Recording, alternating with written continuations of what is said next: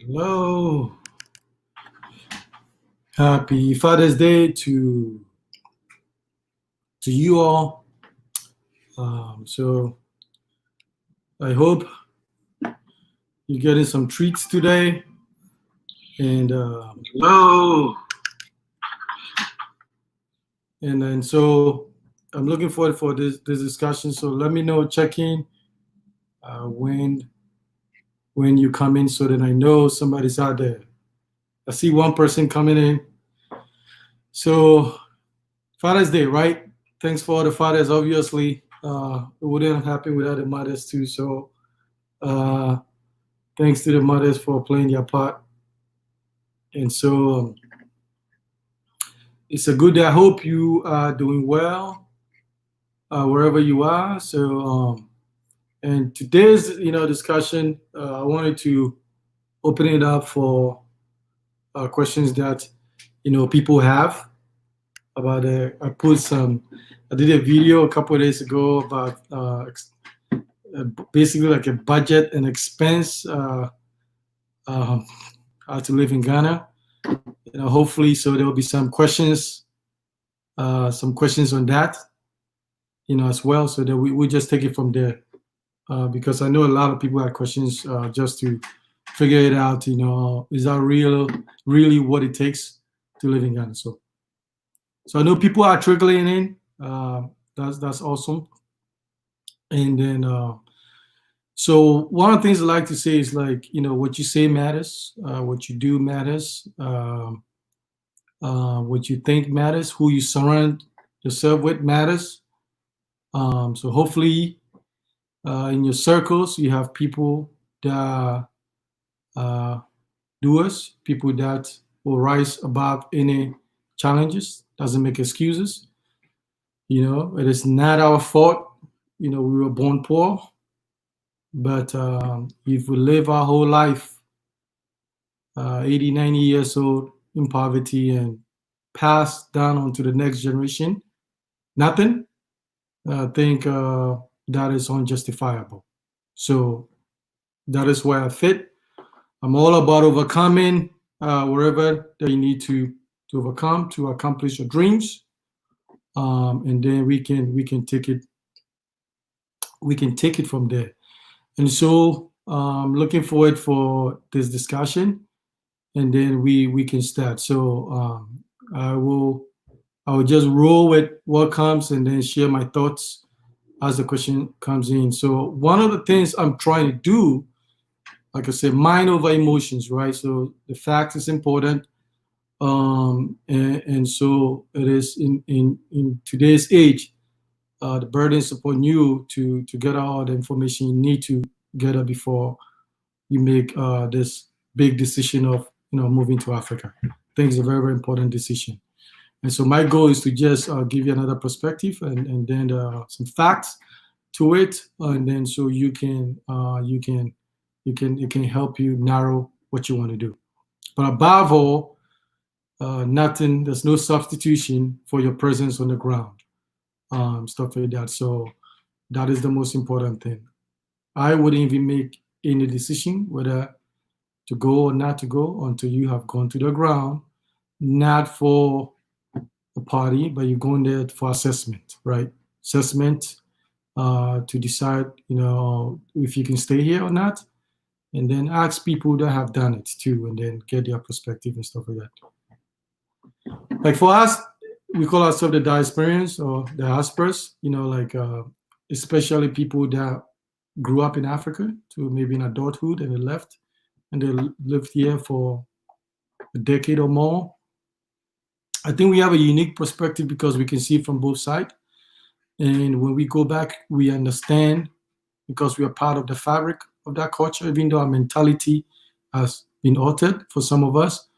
But, there's a part of us that understands some of the things that go on the ground. So we can look at it from the perspective of living outside and also being a native, right?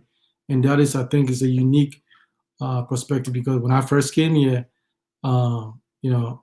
the blacks who are here actually have a better understanding of how America works because they are from here, they know the history, they know what happened here.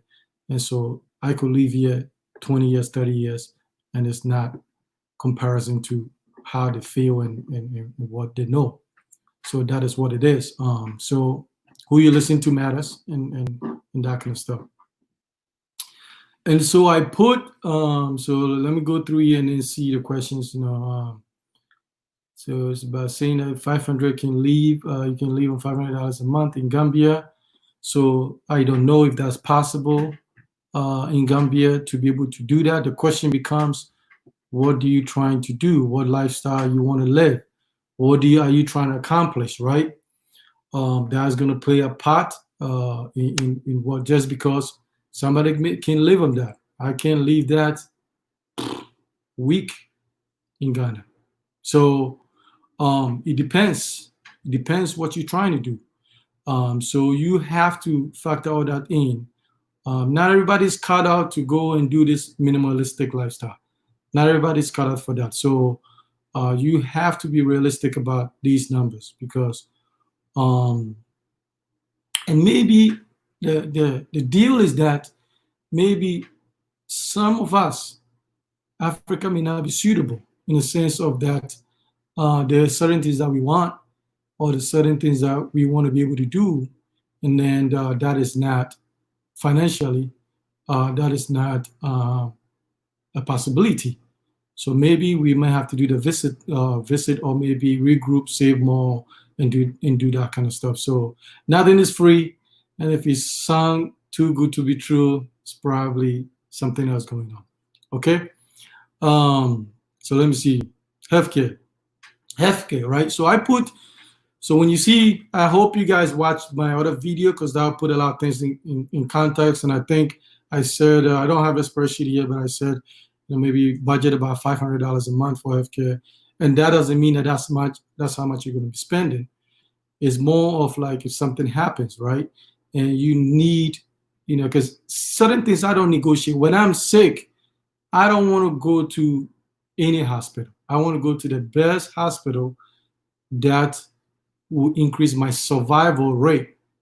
Okay, so there's certain things that I feel like I think that people should start thinking about. Okay, so and in Africa, I would say in Ghana specifically, if you need to go to a really good private hospital, it's going to cost some money. So I want you to budget for that, and so because trust me, okay. People that have used the government hospital will tell you so, and that kind of stuff. So budget for that, and so that, or even sometimes maybe you may have to come back to take care of something. Do you have the money to fly back? And so that budget has all kinds of stuff in there. It was designed for a family of four to make you live comfortably. Comfortably means, you can go about and do what you need to do. The kids are not constrained to, financial resources. They can go there and thrive. They can go to some of the best schools because that's what you want. You want your kids to graduate and be competitive in the world, right? And so you decide what standard you want for you, okay? Some people, the standard is all the way to the floor. Some is, no ceiling. So you decide what is it that you really want to do. And then that will determine whether X number of money is going to be feasible. Okay? So another question says, what mean of living here? Is it expensive anywhere you live in? Well, is it cheap anywhere?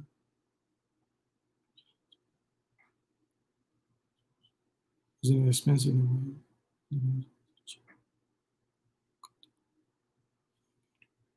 Okay, just rephrase. Oh, Yo-Yo, please rephrase the question. I'm trying to look at it. So also, yeah, so there's a question about the diasporans who want to live in Africa segregated from those born and raised. I could do a whole video on that, and so I think also too, a wise person once told me this: when you speak, it shows what you don't know, right? So ideally, you're supposed to speak, you're supposed to hear and see twice as much as you speak. And so I think that we have to analyze a lot of these things, right? What is the benefit of, when a group of in species, when they congregate, what is the benefit? There's few, but the primary thing species do that is safety. Okay, safety. That is why they congregate, right?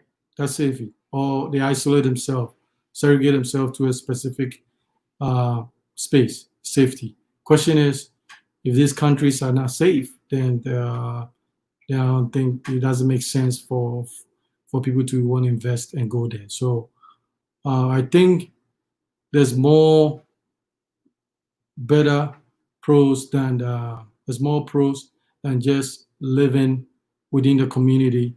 And maybe in that particular area there will be some numbers of that experience, but the idea that we do like a fence wall and then you segregate yourself, I don't see a lot of benefit to that. It brings unwarranted attention to yourself. Depending on what it is, it might create tension. So we have to make sure we are not exporting certain ideas, because and this is one of the things I want people to think about, right? Africa will humble you. It will humble you. I'm telling you, it will humble you, um, because you get over there, you have all these wonderful ideas, and in theory they are good ideas, but you will come to a roadblock, and you'll be surprised how much little impact you'll be able to make. So I think this people need to start in their neighborhood. Start with these theories in the neighborhood before you go on a national level, because there are people in there that do not want anything to change, and I don't think you have the will, you have the influence, you have any power to negate that. That's the reality. So I think everybody will learn. People will learn as they go. Everybody's different. People will be humbled sooner than later. They'll get a reality check, and then they'll figure out what else they need to do. So I'm not, worried about that kind of stuff. Yeah. So another thing too is like, we have to be, like I said, somebody said, if I would say Africa is not suitable for everyone. It's true. America is not suitable for everyone. And so I said the challenge we find ourselves in is to how do you determine that, right? Because I understand the long, deep awakening, the passion, the pull that pulls you to this place that you want to call home. I understand that. I feel that every day. But I can't just the emotion alone drive that decision. The emotion alone comes in for me about 10%. The 90% has to be a mental, methodical. Okay, how do I go here and thrive? And I think that you have time. Um, People are buying one-way tickets. It's not smart to do that, and that kind of stuff. If you are going to succeed over there, it will take some time to navigate and that kind of stuff. And that is what we are about. I'm not going to tell you don't go or go. I think there's some benefit to going. All I'm saying is do your homework and go visit. Go visit, spend some time. Some of you may have to go twice to actually, there's no rush. Okay, this is a very important decision. Just because it's suitable for somebody doesn't mean it's going to work for you. You have to look at it from that perspective, especially when you have kids involved. You can't just uproot them into that without knowing exactly, how things are going to play out. Okay, so that is where it may work for you, it may not work for you, and that kind of stuff. But you have to decide that. So how much can I build a 3-bedroom home in Accra?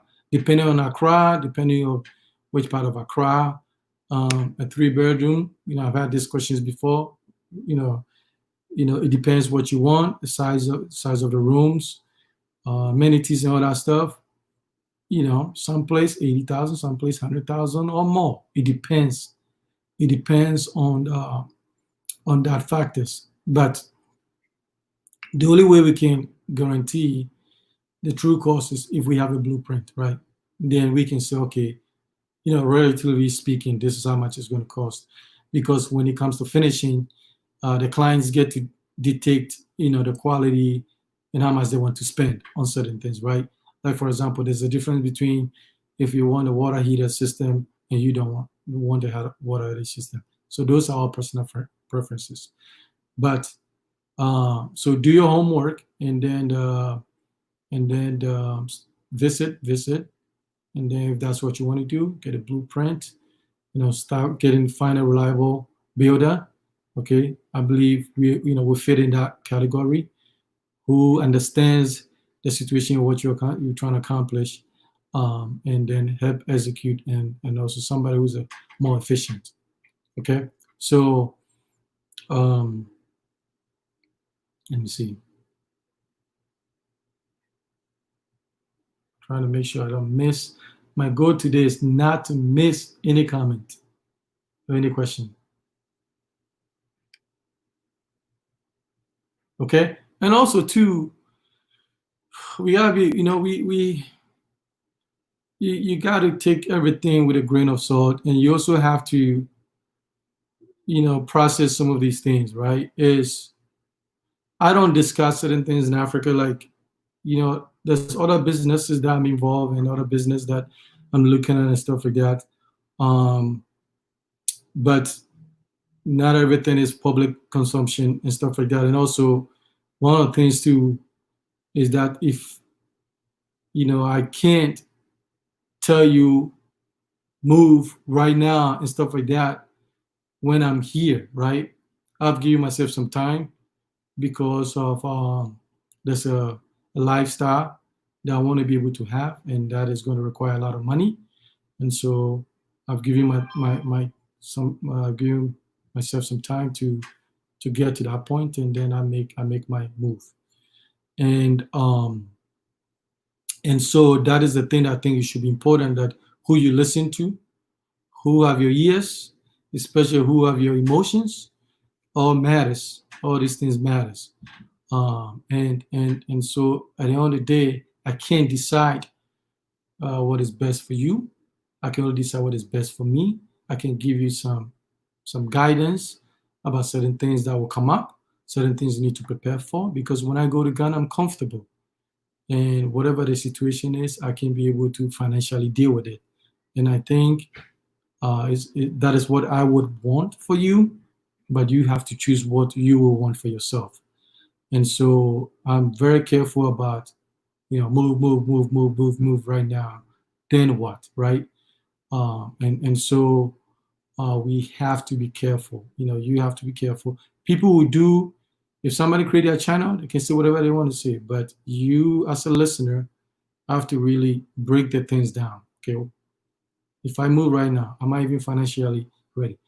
Health-wise, can I even move now? With maybe you may have some health conditions that require, certain, specialization equipment.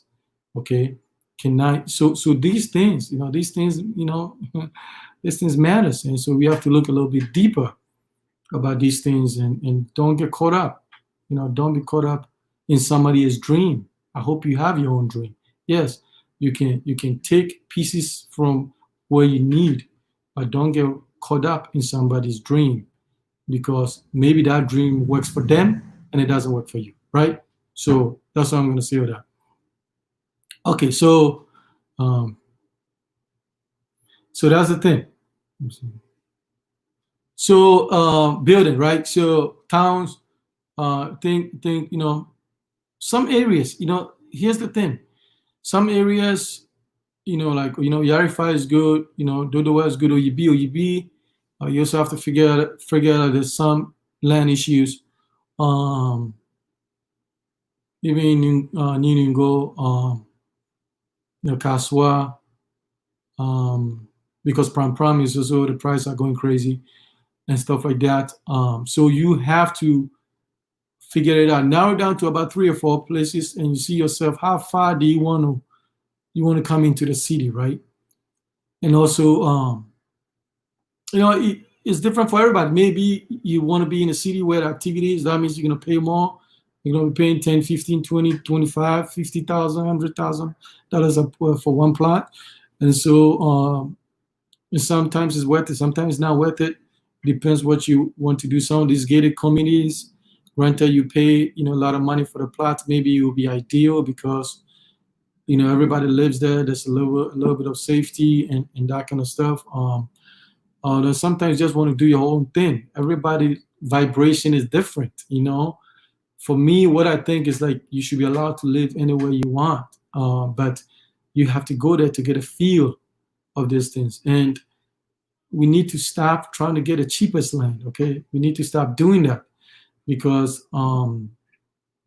granted, yes, the lands in Ghana are overpriced, highly overpriced, and stuff like that because it's not regulation of sales.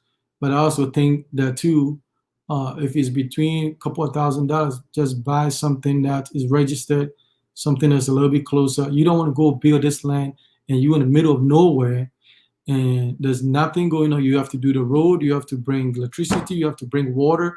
All these things matter. So when we do consultation, we talk about all these things. We say, look, where is this land you're looking at? What are the infrastructure around there? Because you end up um, paying out of pocket for these things. And these are some of the things that you don't hear, you know, on the YouTube video sometimes. The post, when you see my house, you see that electric post, I paid for that many, many years ago, right? I brought my own water across the street to my house. So these things, they add up, right? They add up. So I think that we have to do our homework, and at the end of the day, it's a long-term investment. Whether you spend $5,000, $10,000 on a piece of land, but if you live there 20, 30, 40 years, I think it would have been worth it instead of looking at this free land and $1,000 land and that kind of stuff. I'm talking about residential. If it's farming, that's a whole different thing. Okay, so just look outside Accra and stuff like that. And make sure you are buying from reputable people.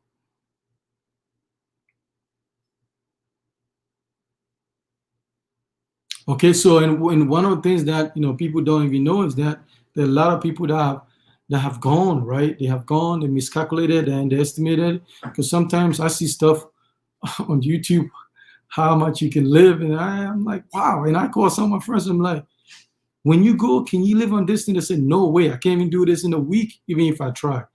And so, and also you have to think about it, right? If you're an older person, right, you go and maybe you're retired, you can you have been a little bit financially responsible. You get your 2 bedroom somewhere, not in the city of Accra and stuff like that. Your expenses are relatively low. If you're young, you want to be vibrant, you want to be in the limelight, you want to do stuff, you want to be moving around, chasing business opportunities from here to there. That's a whole different ball game. And so we have to figure all those things out. So if somebody's saying that they can pull it off with X number of money, and you are a go-getter and you get that, you want to be able to explore, you want to be able to go to all these regions, look for land for farming, do this thing, buy this, buy that, stuff like that. It's a whole different thing. So it's not one for all. It can never be, right? I know people in Ghana, $10,000 a month, they can't even live on, right? And so it depends. It depends. It depends what you want to do. So I know a lot of people that have gone and because they got sold in something and they came back and they got negative, right? And they would say, Ghana lied to me. It's more like you just didn't pay attention, right?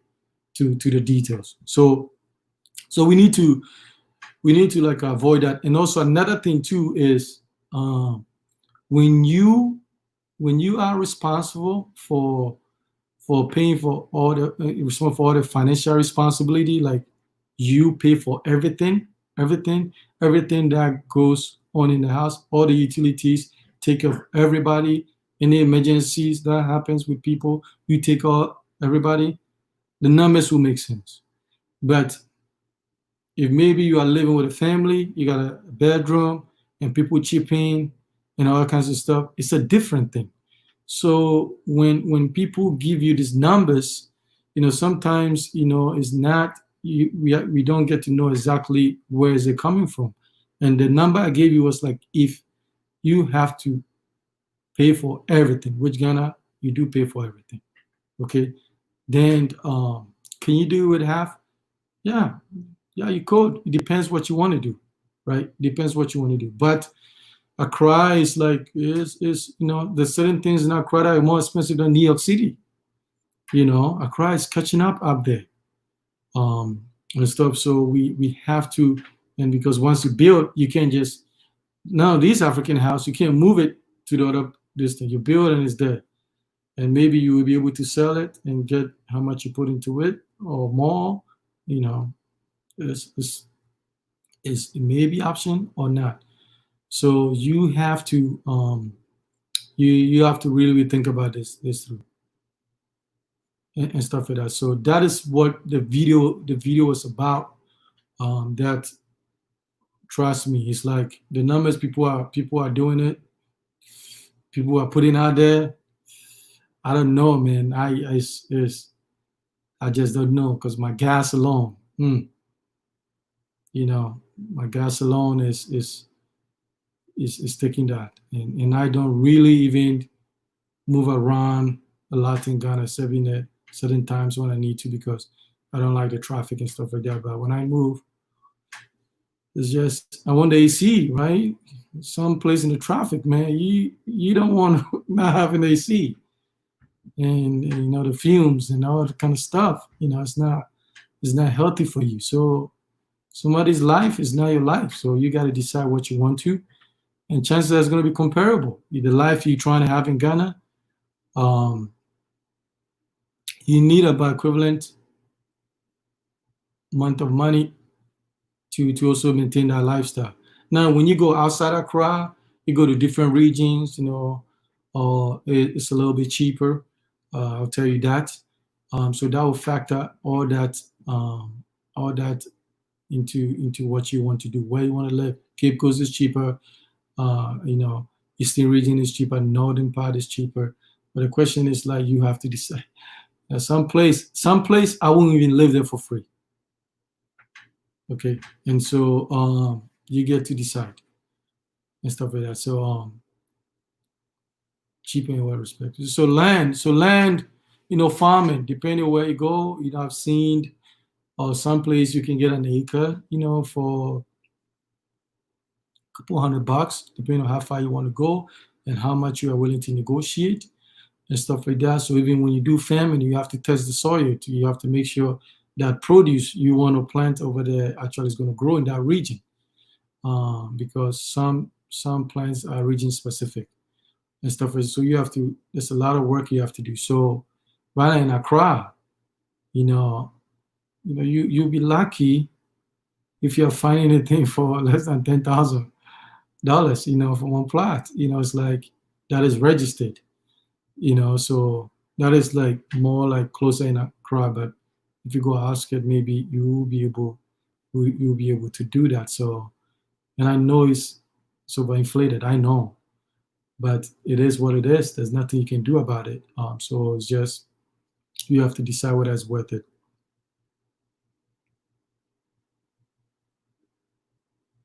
Yeah. So BTC, I was talking to my dad about this. Yeah. So yeah. So there's a lot of factors. There's a lot of factors that you need to consider. You need to really consider these things, and I'll consider myself as a YouTuber.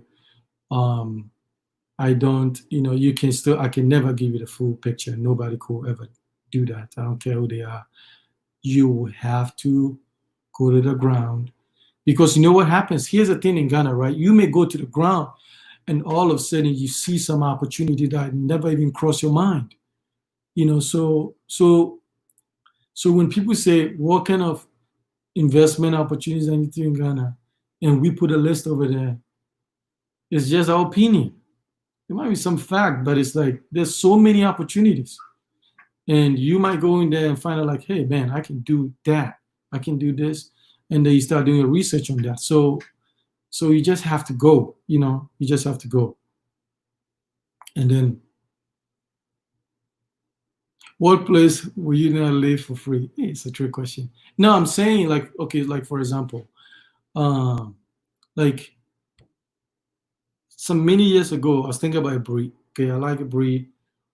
This is my personal thing, because I feel like I can get into the city, high elevation, and stuff like that. But then when I went to a breed a couple of times, you remind me of Seattle a little bit.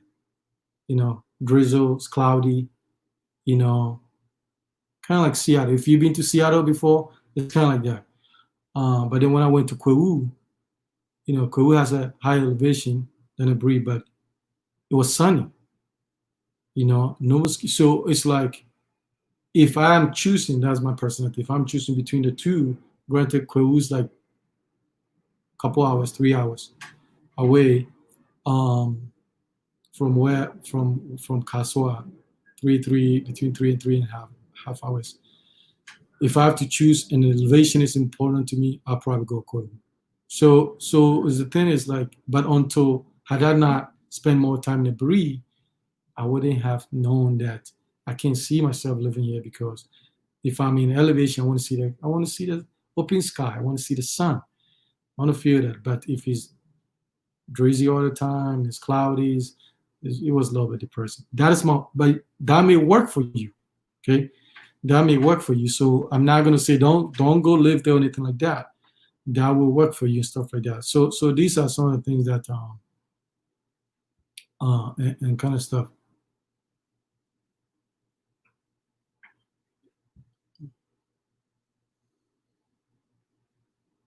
Yeah. So like people are saying, it's like how you live matters, right? What you want matters is gonna dictate the budget.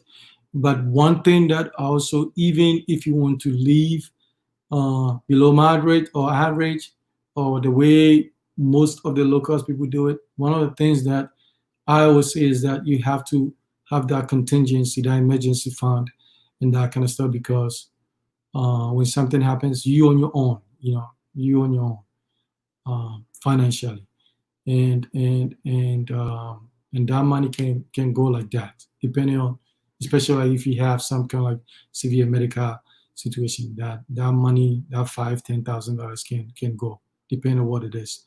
And so, but live moderately, no matter if you can afford it, because you never know what tomorrow brings, and that kind of stuff. But plan well, it can be done, plan well, and then you'll be fine. And so, I mean, and one of also the things to, like for example, like we have to factor in, it's a single person moving. When you have kids, like I can do trotro with my kids. It's just not an option unless it was like a life and death situation, because it's just no. I'm not doing that. I've done my trotro. There's certain things I had to do when I was in Ghana, and when I left, my plan was to able to improve things that I don't have to do those things. Uh, Me personally, I can take trotro, but I can't see taking trotro with the kids in there, and every 1 minute they stop.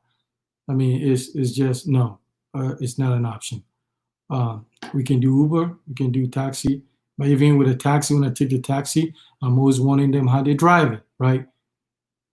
I'm not a little dude, right?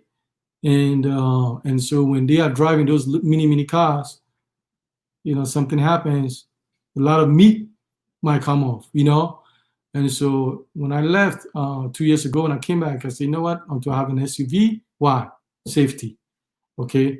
And so when I came back, I said, you know what? I got 1 year to buy a vehicle and send it. So when I came back, I regrouped, focus on just the SUV. I didn't focus on anything else. I didn't spend money on anything else to be able to do that, because it's safety, for safety reasons. We drive a little bit excited with a lot of excitement. Okay, so and so it depends what you want to do. It depends what you want to do, and stuff like that.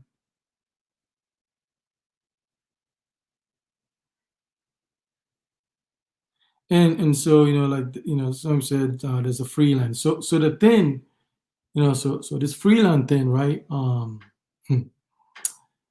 We have to be really, really careful, because the devil's in the details. And something may be free now.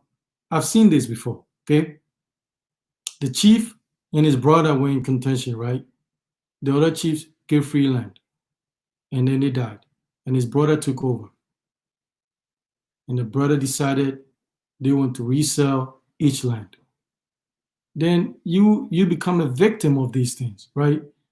I believe that the locals want free land too, but they know the deal. Okay, so I always tell people, don't, you see, you wouldn't understand this thing. This thing is tricky. You wouldn't understand this thing. You can even have the document that is free.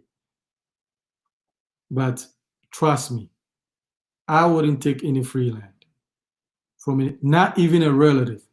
I'm gonna tell you, I'm not even gonna do it because it is free until somebody needs some serious money to do certain things. Then all of a sudden, it becomes a headache for you. So pay for it, have true ownership, and that kind of stuff. So that is what I would say. I know they can get the lawyers to write and do all that stuff and stamp it, tone print all that stuff. Ghana doesn't work like that. So we just have to pay attention to those kind of things. So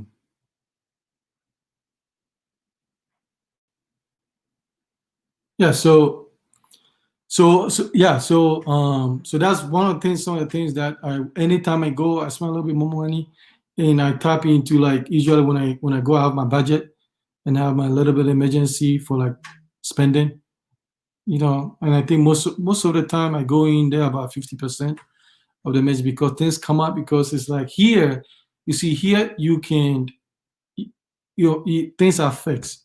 Your rent, your utilities, you have an idea, and kind of stuff. In Ghana, like, things change every day. The prices of things are all over the place, and that kind of stuff. So you have to be, your finances have to be dynamic. Um, so just have more. And whatever you do out there, even if you go there for a job, make sure you are bringing some money in to kind of leverage the spending, and take your time, because sometimes the danger people make is, let's say you go there with 50,000, looks, it's a lot of money, and then all of a sudden you don't manage your expenses, and all of a sudden the next thing you know, in 6 months later, you have like 15,000 left. You don't even know what happened. So try to manage the money very well, and this will come about by just um, being a little bit disciplined. You can do some of these vloggers, they be getting you, man. They stay these nice hotels, and it's nice. I've been to some of them, restaurants, good food, and all that stuff. But I was there for a week or 2 weeks, right? I know people that go there and blow 5 grand 2 weeks and come back, but they put on YouTube. They don't tell you it's 5 grand, right? You can't. That is not sustainable life for most people. Okay, and so you have to really, really, pay attention, and be careful and stuff like that. So, what did somebody say? Card files. Also asked if card file draws a manager for your team. Oh, no, okay. Elizabeth. So, no. So we don't need card files. So we can use a PDF. Card files is usually for the architect. If it makes it easier if you want to alter the plans and stuff. So we need a PDF. Preferably have them scale it either 2 by 2 feet or 2 by 3 feet. Either 2 by 2 feet or 2 by 3 feet. So that when we print it, it's big enough to see all the measurements, all the writings and stuff like that. So we don't need card files. PDF will do. Okay. I'm doing well, Rita.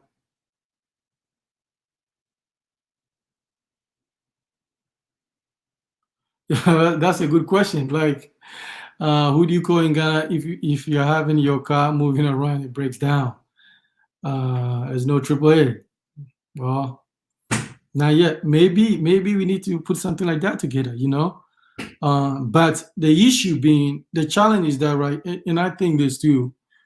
Um, if you've been to Ghana, you see this. Sometimes from Kaswa to airport, right? I would see about minimum 3 to 4 cars that have been disabled on the highway. Sometimes they try to fix it on the highway, okay? And so I think because there's no law that enforce that the vehicle have to be moved. Because if they actually enforcing that law, then that means a lot of people have to get into the tow truck business, right? And so because there's a lot of cars on the road, and sometimes at night, you don't even see it till you're like 5 feet away. These things happen. So get a reliable car. Get a reliable car. Put stuff like that. Take care of the oil change, the maintenance, and all that stuff is very, very important. When I'm about to hit the road, go someplace 3, 4 hours away from Accra.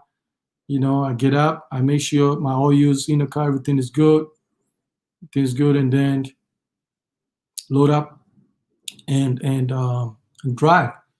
You just don't want to just put the keys in and drive because there's some places that because usually when the car breaks down, you got to go find a mechanic. And if there's a way the car can be put in neutral and be pushed off the street. There are some tow trucks, I've seen them, but I don't even know how to access them, right?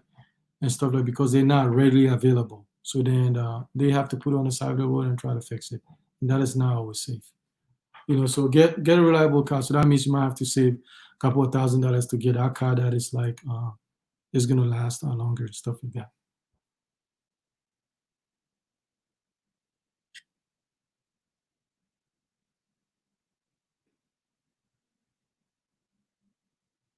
Okay.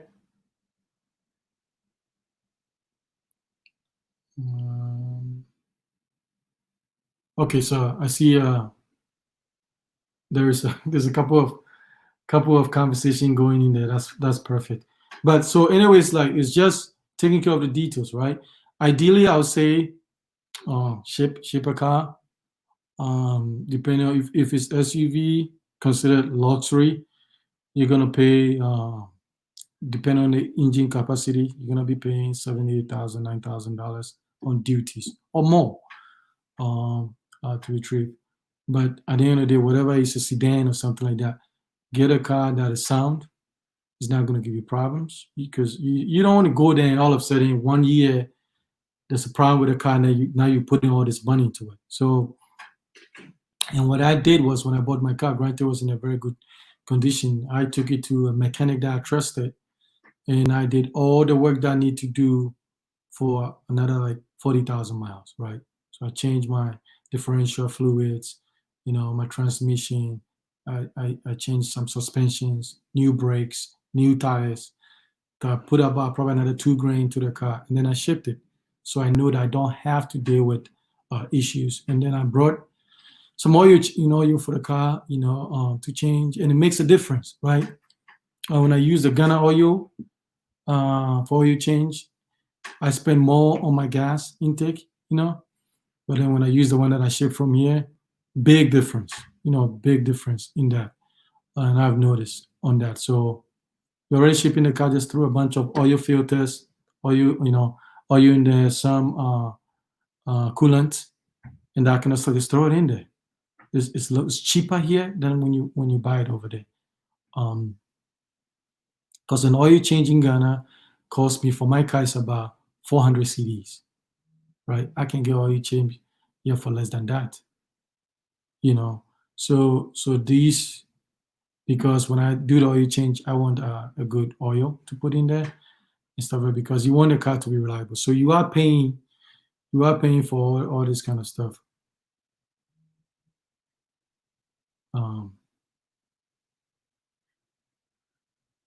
So maybe some of you might want to get into the tow truck business and stuff like that.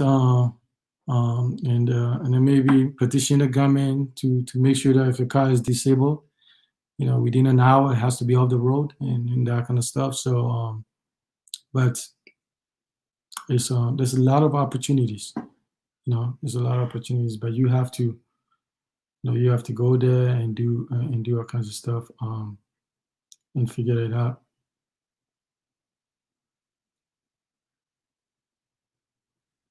Okay, and so it can be done.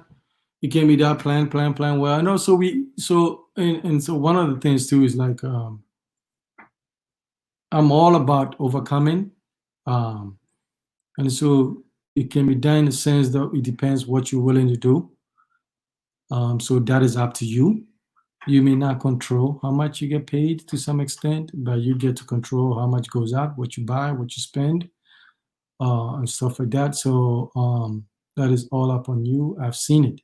I've seen people when I live in New York. I see people that were making like $9 an hour, right? Build 2, 3 bedroom homes in Ghana. Okay, I've seen it. I've seen it, and I've seen people that make $50 an hour, and they can't even buy one plot. So it depends. It depends on what you want and stuff like that. So just because somebody said they make $100,000 a year here and they can't, and they have no savings, that doesn't mean if you make 50,000 you can't have savings. It's all individual choices that we make, and then that's going to decide, whether we are successful or not. So we got to control that. Anything more than that is just an excuse. Only few people are born into wealth. Most wealthy people, built it. Were born into either average or even some, poor homes. So, but they decided not to make that a lifetime. So they decided to change that. And so I think we need to do that. I'm not all for limitation. Look, when people reach out to me, I say, look, if you want to build 10,000 square feet, I'm not going to tell you don't do it. We're just going to look at your numbers and say you can do it or not do it. But live your life, go big if you can, be smart. Don't become house poor, stuff like that. But the numbers make sense, go for it. Why not? You have this life, and if you have to live it just once, you just have to enjoy it and live it the best of your ability. I'm not all for limitations for the rest of your life and stuff like that. So plan well, and then you can execute, um, and stuff like that. So I hope, other than that, let me scan through this quickly to make sure I didn't miss a question and stuff.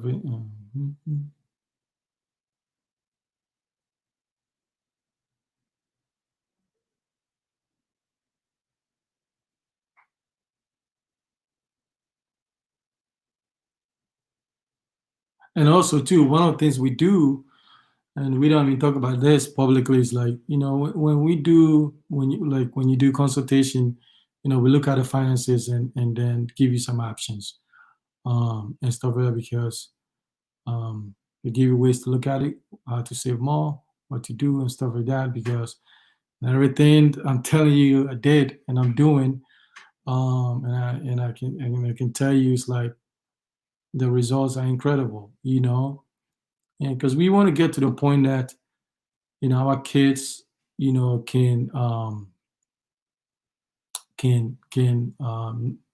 believe that being a millionaire, multimillionaire is not a big deal. The B is where we're trying to go. That is the aspiration. Because why? Because in that position, you can have a lot of people.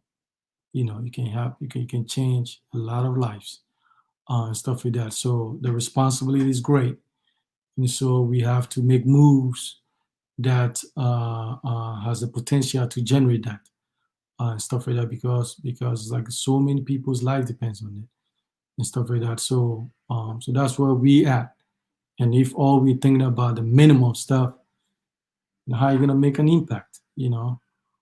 So it has to be big, and that means a lot of discipline. Um, construction cost for 40-foot pool. It depends. Your off the ground pool, you can do inserts, you can do like the concrete, but pools are no cheap. I'm working on a pool video. I keep postponing it because stuff keep coming up, and stuff like that. So, but I know people that have done pool, because my friend's pool is about, could be 40, at least 30 feet, 40 feet. And I think it was like $7,000. And I've also seen pool for 40 feet that's $25,000. The one that was $40,000 was just no, the one that was $25,000 was concrete. So you dig a hole and do all that stuff in tiling and building like everything. I think it was $25,000. It was a nice pool. And then the one that was like the fiberglass insert, that one was like between 5 to 7,000. So it depends what kind of pool you're trying to do.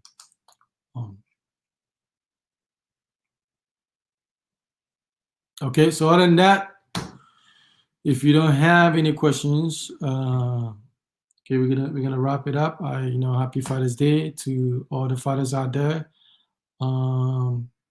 Taking care of your responsibilities, raising the next generation to be warriors, responsible, and stuff like that. So thanks for the mom. Without you, we couldn't be fathers, and so we appreciate everything that you do and stuff like that. So you know where to find me. We're still working on some other projects that are coming up. I know a lot of people, because we can't leave right now. People are just in a planning stage and stuff like that. So what we want to do is just staying hungry and executing our plans. Okay. So anyway, thank you very much. Enjoy your day.